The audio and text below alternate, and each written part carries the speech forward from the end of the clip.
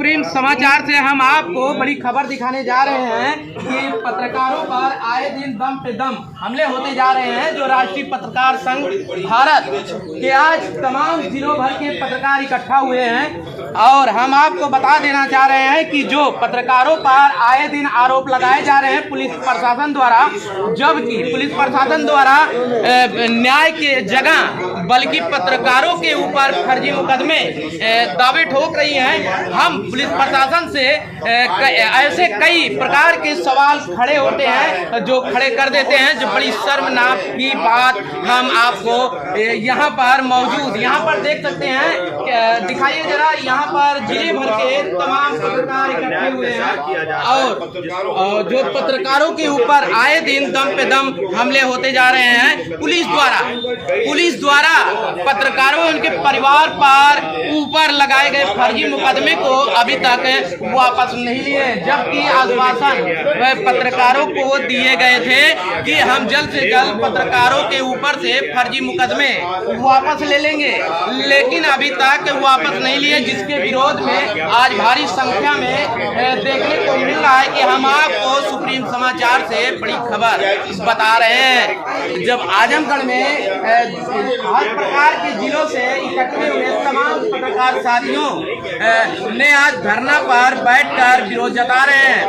हम आपको अवगत करवाना चाह रहे हैं कि राष्ट्रीय पत्रकार संघ भारत जिला अध्यक्ष का COCT द्वारा बयान लेकर आश्वासन दिया गया कि 21 मार्च 2023 को पुलिस द्वारा लगाए गए फर्जी मुकदमे की जांच कर पत्रकारों पर परंतु 21 मार्च तक अवगत नहीं कराया, जिस पर पूर्व में ही पुलिस अधीक्षक महोदय ने LIU विभाग को 22 मार्च 2023 को धरने की सूचना दी थी, लेकिन अभी तक पत्रकारों के ऊपर से फर्जी मुकदमे नहीं हटाए गए, जबकि हर विभाग सरकारी विभाग में जबकि सच्चाई को दिखाने पर हर पत्रकारों के ऊपर मुकदमे को लेकर हर जगह उत्पीड़न किया जा रहा है। और हमने यहाँ पर अभी एक और वारदात हुआ था फरिया चौक पर, जो निजामाबाद के अरशद जमात थे, उनके ऊपर भी दबंगों द्वारा मारपीट और फर्जी तरीके से उनके ऊपर भी मुकदमा लगाया गया। ऐसे तमाम पत्रकार साथी हैं जो सच्चाई दिखाने पर उनके ऊपर फर्जी मुकदमे लगा दिया जा रहा है और दबंगों को छूट दिया जा रहा है। पुलिस प्रशासन द्वारा दबंगों को छूट दिया जा रहा है, जबकि दबंगों को सीधा जेल के सलाखों के पीछे होना चाहिए, लेकिन ऐसे भ्रष्ट पुलिस अधिकारी द्वारा जबकि दबंगों को बढ़ावा दिया जा रहा है और पत्रकारों के ऊपर फर्जी मुकदमे लगाकर साजिश किया जा रहा है। सुप्रीम समाचार से मैं अशोक चौहान, राष्ट्रीय पत्रकार संघ भारत का प्रदेश उपाध्यक्ष। आज पत्रकारों का जो मौन पैदल मार्च निकला हुआ शांति मार्च, और क्यों निकला है और अम्बेडकर पार्क में धरने पे क्यों बैठा है, इसका कारण? जी बिल्कुल बताना चाहूँगा कि हम पत्रकार साथी आज अपने हाथों में काली पट्टी बांध करके हम लोग विरोध प्रदर्शन कर रहे हैं। पूर्व में पत्रकारों के ऊपर जो फर्जी मुकदमे लगाए गए हैं, जिसके संबंध में हम लोगों ने पुलिस अधीक्षक आजमगढ़ को भी, DIG साहब को भी हम लोगों ने अपने राष्ट्रीय पत्रकार संघ भारत के बैनर तले अपने पैड पर लिख करके दिया गया था। जो हम लोगों की मांगे थी कि फर्जी मुकदमे हटाया जाए, जो आश्वासन भी मिला था 21 मार्च तक कप्तान साहब ने भी टाइम दिए थे कि आप लोगों के ऊपर जो फर्जी मुकदमे लगाए गए हैं वो बिल्कुल हटा लिया जाएगा, जिसके संबंध में हम लोगों को जानकारी हुई कि अभी मुकदमे नहीं हटाया गया है। उसके बाद हम लोगों ने फिर जो है अपना एक ज्ञापन दिया था, कप्तान साहब को अवगत कराया गया था कि हम लोग 22 तारीख को हम लोग धरने पे बैठेंगे। अगर हम पत्रकार साथियों के ऊपर इस तरह का उत्पीड़न अगर हो रहा है तो कतई बर्दाश्त नहीं किया जाएगा। हम लोगों के ऊपर लगे फर्जी मुकदमे को तत्काल वापस हटाया जाए। किस तरीके का फर्जी मुकदमा लगा हुआ, क्या कारण है इसका? हाँ, जो फर्जी मुकदमे लगाया गया है पूर्व में 21 तारीख को 24 को वहाँ है क्या नाम है, देवघर वाला पालन करना पहला नहीं हम रानी के सराय की बात करते हैं।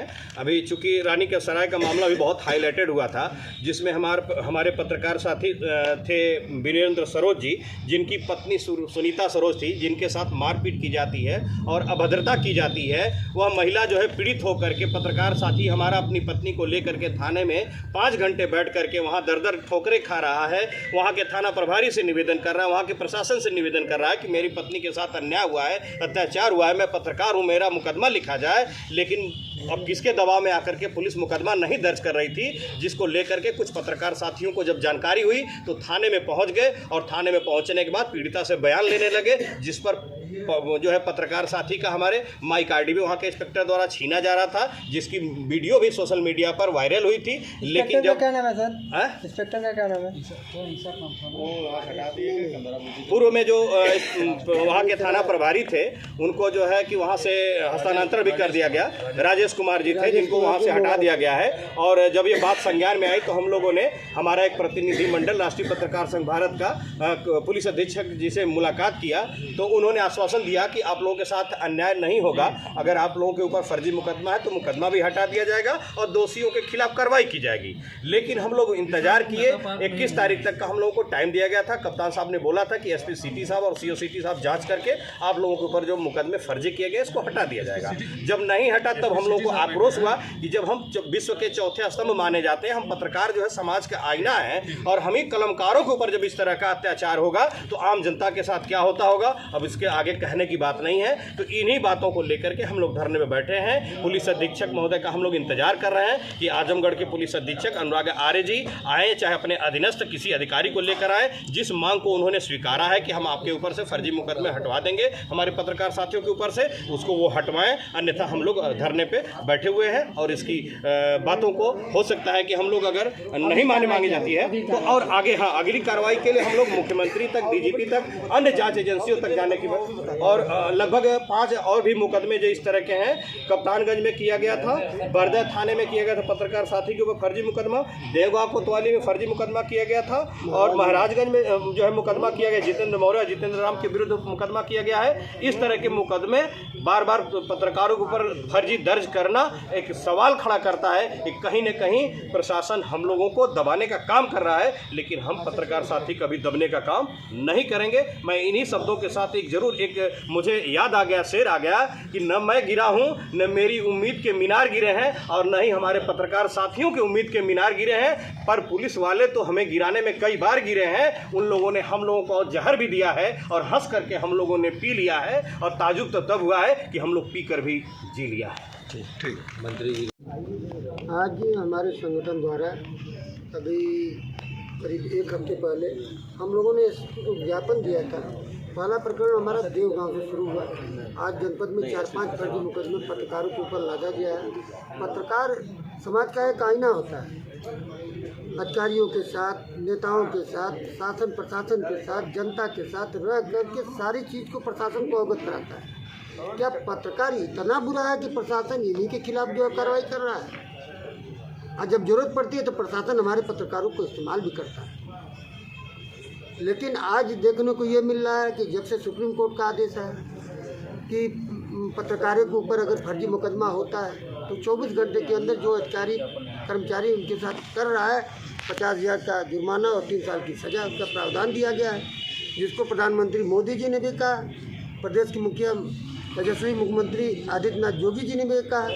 तो और इसके बावजूद सारा आदेश होने के बाद क्या न्यायपालिका के आदेश की पुलिस प्रशासन जो है अवमानना कर रहा है, उनकी धज्जियां उड़ा रहा है। हम उसी के खिलाफ जो हमारे पत्रकार बंधु हमारे साथ हैं उनको ले करके हम साथ चलने का प्रयास कर रहे हैं, और जब तक इनको न्याय नहीं मिलता तब तक हम इनके कदम से कदम मिला करके, हमको या लखनऊ जाना हो या दिल्ली जाना हो या किसी कोर्ट में जाना हो, हम जा करके जब तक न्याय नहीं दिला लेते और जो पुलिस अधिकारी दोषी है उसके खिलाफ मुकदमा अगर नहीं दर्ज होता है तब तक हम शांत नहीं बैठेंगे। इसके लिए चाहे हमारे ऊपर भी फर्जी मुकदमा लगा दिया जाए, सारे पत्रकारों के ऊपर फर्जी मुकदमा लगा दिया जाए, जेल जाना होगा तब भी हम जाने के लिए तैयार हैं। अच्छा, लेकिन हम मुख्यमंत्री बार बार बयान देते हैं और अखबारों में सुर्खियां बटोरते नजर आते हैं कि पत्रकारों के ऊपर मुकदमा होगा तो कार्रवाई होगी, कहीं कोई कार्रवाई नहीं होती है। हर जिले में ये जो यहाँ आजमगढ़ झेल रहा है, हर जिला झेल रहा है, हर जिले में पत्रकारों के ऊपर फर्जी मुकदमा हो रहा है। यहाँ तक कि बिहार में एक मशहूर पत्रकार था, बेबाक पत्रकार था मनीष कश्यप, उसको जेल भेज दिया गया है। तो मुख्यमंत्री तो ये बार बार कहते हैं, लेकिन उनके अधिकारियों का क्या सरकार ने मन बढ़ाया है? आपको नहीं लगता है कि सरकार ने छूट दी है? छोटे से छोटा कर्मचारी जो है लेखपाल स्तर का कर्मचारी आज ST लगवा दे रहा है पत्रकारों के ऊपर, तो क्या लगता नहीं है कि आप लोग कुछ तो ऐसा है जो है कि प्रशासन को खुली छूट दी गई है जो कि अपनी मनमानी कर रहा है। लेकिन पता नहीं मुखिया के पास ये खबरें पहुंच पाती हैं या नहीं पहुंच पाती है। हमारा मानना ये है कि मुखिया का अखबार में पेपर में निकलता है ये खबर, मुखिया के पास सारे पेपर पहुंचते हैं। तो लगता नहीं कि सरकार ही दो तरफा चाल चलती है कि पत्रकार, छोटे पत्रकार जो हैं, जो चाटुकार नहीं है, जिनको चाटुकार कहा जाता है, सोशल मीडिया ही जिंदा रखी है लोगों को। जो बड़े बैनर हैं वो चाटुकारिता में लग गए हैं, छोटे बैनर को पत्रकारों को ही परेशान किया जाता है। ये नहीं लगता आपको? लगता है ऐसा जो है, ऐसा है कि जो हमारे छोटे जो पत्रकार हैं इनको आगे करके इनको जो है धोखा दिया जा रहा है, शासन द्वारा भी दिया जा रहा है और प्रशासन द्वारा भी दिया जा रहा है। लेकिन हम ये कहना चाहते हैं कि अभी तो हमारी ये लड़ाई शुरू हुई है, मैं सारे लोगों के साथ हूँ, और अगर हमको यहाँ से न्याय नहीं मिलता तो अगला कदम हमारे मुख्यमंत्री जी होंगे। हम मुख्यमंत्री से मिलेंगे, अपनी सारी समस्याओं को अवगत कराएंगे। जो सुप्रीम कोर्ट का आदेश है उसका भी हम उनको अवगत कराएंगे कि अगर ये शासनादेश है या कोर्ट का आदेश है, न्यायपालिका का क्या कहते हैं उसको, अवमानना करने के लिए प्रशासन आपका बैठा हुआ है। अगर ऐसा है तो इसको कूड़े में डाल दीजिए और सारे पत्रकारों के ऊपर मुकदमा लगवा दीजिए। आजमगढ़ से हम लोग बार बार जो है एप्लीकेशन दिए जा रहे हैं, लेकिन प्रशासन के कान में कोई जू नहीं रेंग रहा है कि हमको क्या करना चाहिए। कभी एसपी को, कभी डीएम को, कभी सीओ को बयान दिया जा रहा है, लेकिन कोई मतलब नहीं मिल रहा है। इसलिए मजबूरन हम लोगों को आज काली पट्टी बांध करके धरना देना पड़ा है। इसी बीच में मेरा 13 तारीख को सीओ सिटी ने बयान भी लिया था कि बयान दीजिए कि क्या क्या मामला, तो मैंने बयान भी दिया था। तो आश्वासन दिए कि आपको 21 तारीख तक कोई ना कोई मामला आपको फाइनल करके बता दिया जाएगा, लेकिन कोई रिपोर्ट नहीं बताई गई। इसलिए हम लोग आज 22 तारीख को डेट दिए थे, 22 तारीख को हम लोग धरना दे रहे हैं। अगली रणनीति क्या होगी? अगली रणनीति हमारी है कि हम बिना डेट दिए 27 तक वेट करेंगे, उसके बाद बिना डेट दिए हम लखनऊ के लिए कूच करेंगे। वहाँ जाकर के मुख्यमंत्री या से मिलेंगे, विधानसभा के सामने बैठ करके अपनी बात को रखेंगे।